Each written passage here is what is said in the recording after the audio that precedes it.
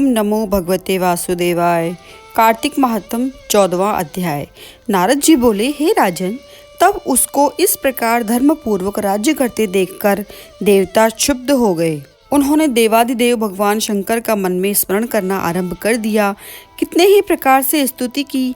तब भक्तों की कामना पूर्ण करने वाले भगवान शंकर ने नारद जी को बुलाकर देव कार्य करने की इच्छा से उनको देवपुरी भेजा। शंकर भक्त नारद भगवान शंकर की आज्ञा से देवपुरी में गए। इंद्र आदि सभी देवता व्याकुल होकर शीघ्रता से उठकर श्री नारद जी की स्तुति करने लगे। उत्कंठा भरी दृष्टि से सबने नारद जी की ओर देखा। अपने सब दुखों को कहकर उन्हें नाश करने की प्रार्थना की। नारद जी ने कहा, मैं सब कुछ जानता हूँ, इसके लिए अब मैं दैत्यराज जलंधर के पास जा रहा हूँ। ऐसा कहकर और देवताओं को आश्वासित कर श्री नारद जी जलंधर की सभा में आए।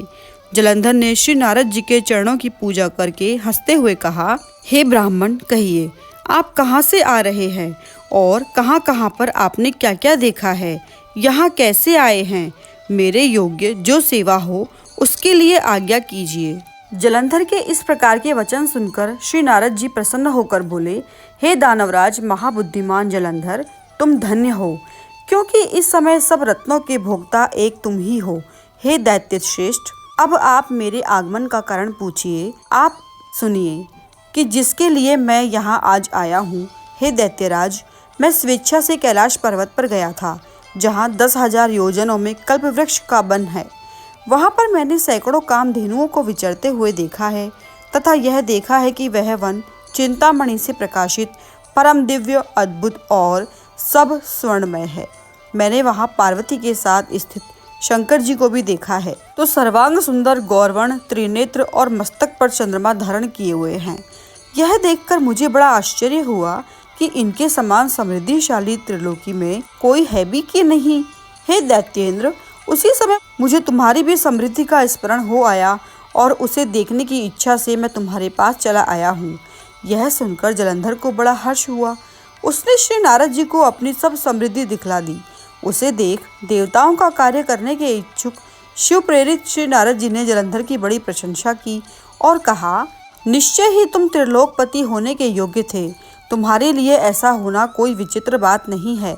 मैं देखता हूँ कि और तो तुम्हारे पास सब कुछ है और किसी बात की कोई कमी नहीं है। ऐरावत तुम्हारे पास है, उच्च श्रेवा घोड़ा तुम्हारे पास है, कल्प वृक्ष और कुबेर की निधि तुम्हारे घर में है। मणियों और रत्नों के ढेर भी तुम्हारे यहाँ लगे हुए हैं। ब्रह्मा जी का हंस युक्त विमान भी तुम्हारे पास है और द्युलोक, पाताल और पृथ्वी पर जितने भी रत्न आदि हैं वह सब तुम्हारे ही तो हैं। मैं तुम्हारे इस प्रकार के सब रत्न आदि ऐश्वर्यों को देखकर बड़ा प्रसन्न हूँ, परंतु तुम्हारे पास कोई स्त्री रत्न नहीं है। उसके बिना तुम्हारा यह सब फीका है। तुम कोई स्त्री रत्न ग्रहण करो। नारद जी के इस प्रकार के वचन सुनकर दैत्यराज काम से व्याकुल हो गया। उसने नारद जी को प्रणाम करके पूछा कि ऐसी स्त्री कहाँ मिलेगी जो कि सब रत्नों में श्रेष्ठ हो। यदि ऐसा रत्न कहीं मिले तो मैं आपकी आज्ञा से उसे अवश्य लाऊंगा। नारद जी ने कहा, ऐसा रत्न तो कैलाश पर्वत पर योगी शंकर के पास ही है। उनकी सर्वांग सुंदर पत्नी देवी पार्वती बहुत ही मनोहर है। उसके समान सुंदरी मैंने आज तक नहीं देखी है। शंकर से बढ़कर समृद्धिवान दूसरा कोई नहीं है। उसके इस रत्न की महिमा तीनों लोक में कहीं पर भी नहीं है। तभी तो परम विरक्त आत्मा राम शंकर भी उसके वश में हो गए हैं।